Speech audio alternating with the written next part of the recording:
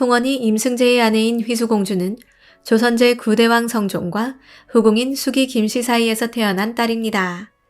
유독 부인과 자식이 많았던 성종은 무려 12명의 부인과 16남 12녀의 자녀를 두었는데 수기 김씨와의 사이에서 3남 3녀를 두었고 휘수공주는 그중 둘째 딸로 태어났습니다. 연산군은 그 많은 이복 여동생들 가운데 특별히 휘수공주를 아끼고 사랑했는데 대신들의 반대에도 불구하고 별다른 이유 없이 이복 여동생 휘수공주에게 재물과 땅을 자주 선물로 줄 정도였다고 전합니다. 그녀의 혼인에 대해 실록에서는 크게 언급하고 있지 않고 있는데 1490년 9월 3일 기록을 보면 휘수공주는 이미 임사홍의 넷째 아들 임승재를 부마로 맞이한 상태였던 것으로 보입니다.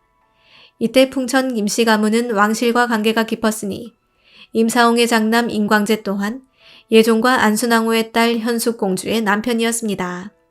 이로써 임사홍은 부마 집안 후광으로 성종 때부터 권력 핵심부에 들어갈 수 있었으니 하지만 당시엔 임사홍 집안이 왕실과 거듭 혼인하는 것에 대해 우려하는 목소리가 높았던 것으로 보입니다. 실록의 기록에 따르면 임승재가 휘수공주와 혼인한 날 밤 임사홍의 집에 불이 나자 사관은 다음과 같이 평가를 남깁니다. 임사홍은 소인이다. 불의로서 부귀를 누렸는데 그 아들 임광재가 이미 공주에게 장가를 가고 지금 임승재가 또 옹주에게 장가를 갔으니 복이 지나쳐 도리어 재앙이 발생해 불이 발생했다. 이처럼 연산군은 임승재 부부를 각별히 아꼈지만 당대의 여론은 부부의 혼인을 곱지 않은 시선으로 바라보았던 것으로 보입니다.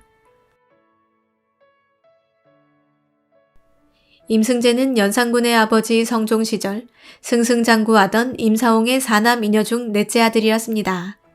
그는 조선 최고의 복근 연산군과 여자 노름을 하며 나라를 말아먹은 최고의 간신으로 유명한 인물입니다. 성종의 뒤를 이어 왕위에 오른 연산군은 자신의 동생의 남편인 임승재를 일찍부터 아꼈다고 전하는데 임승재 역시 그런 연산군에게 갖은 아양과 아첨을 보이며 연산군의 비위를 맞췄고 처용무의 달인으로 연산군을 기쁘게 했습니다. 또한 여색을 즐기기 좋아하는 연산군에게 전국의 미녀들을 갖다 바쳤으며 연산군 역시 그런 임승재를 항상 끼고 다니며 주색에 빠져 살았습니다. 때문에 임승재의 아버지 임사홍 역시 연산군의 신임을 받아 최고의 자리까지 올라섰고 폐비 윤씨 사건을 연산군에게 전하며 갑자사화를 일으켜 수많은 신하를 주살하고 자신의 복수를 이루어냅니다. 또한 기록에 따르면 연산군이 임승재를 조선 팔도의 미인들과 명마들을 모아 바치는 채용사에 임명하여 경상도로 보내 아름다운 여자와 말을 구하도록 했는데 임승재를 무서워한 사람들이 일찍이 도망갔다고 전합니다. 또한 임승재의 행차는 마치 임금의 행차와 같아서 옷가마를 타고 가마꾼들이 메고 다니게 했으며 그 행차를 보고 임금의 행차라고 전할 정도였습니다. 또 그 아비 임사홍 역시 연산군이 채용사로 임명하였고 그 아들 임승재와 함께 기생들을 뽑아 연산군에게 바쳤습니다. 당시 4대 부가의 여식, 부녀자, 천민 등 계급을 막론하고 수를 헤아릴 수 없는 미녀들이 궁으로 징발되었으니 임사홍, 임승재의 채용사 활동은 연산군이 가진 권력의 전횡을 가장 극렬하게 보여주는 사건이라 할 수 있었습니다. 이렇게 채용사에 의해 왕에게 바쳐진 2000여 명의 미녀들은 왕을 즐겁게 해줄 가무뿐만 아니라 잠자리에서 왕을 모시기 위한 기술 또한 배웠는데 신체 검사부터 체력 단련에 이르기까지 수만 가지의 방중술을 익혔다고 전하고 있습니다. 연산군은 풍원이 임승재를 끔찍이 아꼈으니 많은 여인들을 불러놓고 궁궐 잔치를 벌이거나 인근으로 사냥할 때 꼭 임승재를 불러 함께 여인들을 끼고 놀 만큼 두 사람 사이는 각별했습니다. 이렇게 최고의 간신으로 활보하던 임승재는 1505년 병을 얻어 자신의 아비 임사홍보다 일찍 죽고 맙니다. 이때도 임승재는 그 죽음을 걱정한 연산군이 신하를 보내 할 말이 무엇인가 물으니 임승재가 대답하기를 죽어도 여한이 없으나 다만 미인을 왕에게 바치지 못한 것이 유한입니다 라고 말해 진정한 간신의 진면목을 보여주었습니다.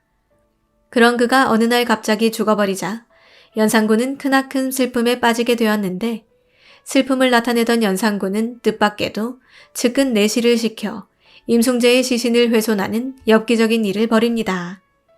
입관한 그의 시신을 아무도 모르게 꺼내어 이미 굳어있는 그의 입을 억지로 벌려 무쇠죄가를 채우게 하였으니 실록에서는 다음과 같이 전합니다.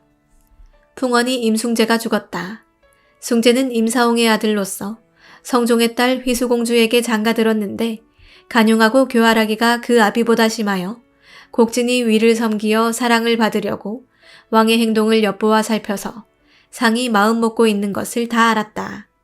그리하여 여러 번 미녀를 바치니 왕이 이로부터 매우 총애하고 신임하여 숭재의 집 사면에 있는 인가 40여 채를 헐어내고 담을 쌓아 창덕궁과 맞닿게 하였다.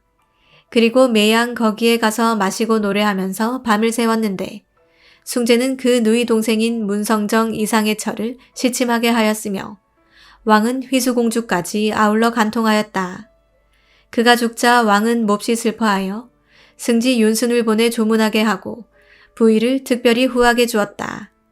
빈소를 차린 후에 왕은 그 처를 간통한 일이 빌미가 될까 염려하여 중사를 보내어 관을 열고 무쇠조각으로 시체의 입에 물려 진압시켰다. 이처럼 실록에는 모든 것 다 내어줄 듯하던 풍원이 임숭재와 연산군 사이에 예상 밖의 일들이 벌어졌음을 설명하고 있습니다.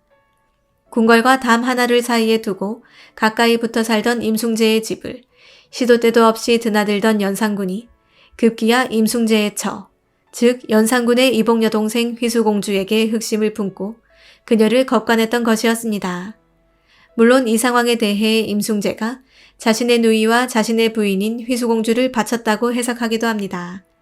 하지만 중요한 것은 자신의 처를 바쳤건 연산군이 여동생을 겁관했건 두 상황 모두 입에 담기도 힘든 폐륜 상황이었다는 점이었습니다. 그래서 연산군은 그 처를 간통한 일이 빌미가 될까 염려하여 중사를 보내어 관을 열고 무쇠조각으로 시체의 입에 물렸으니 이는 혹여 죽은 풍원이가 원한을 품고 저승에서 저주하거나 자신의 폐륜 행위를 세상에 알릴 것이 두려워 무쇠죄가를 채운 것이었습니다. 끝모를 향락과 파렴치한 악행을 함께했던 최고의 간신 풍원이 임숭재. 연산군은 결국 그를 이렇게 보내게 됩니다. 한편 아이러니하게도 그가 죽고 바로 1년 뒤인 1506년 중존반정이 일어났고 그 아비 임사홍은 처형당한 후 부관 참시됩니다. 또한 임승재 역시 연산군 때의 수많은 악행이 고발되며 부관 참시의 위기에 처했으나 휘수공주가 살아있다는 이유로 중종이 받아들이지 않았습니다. 물론 연산군의 권력이 살아있을 때와 같은 영광을 누릴 수 없었지만 중종이 왕족으로 대우하며 너그럽게 대우했던 것으로 보이는데 중종실록에는 1530년 옹주의 사위 채극강이 도박으로 전 재산을 날려서 어렵게 살자 옹주의 딸도 성종의 지친이라면서 중종이 재산을 되찾아준 일이 실려 있습니다. 한편 휘수공주의 사망 시기에 대해 여러 설들이 존재하지만 공식적인 기록은 남아있지 않기에 이후 어떤 생을 살았는지 알 수 없습니다.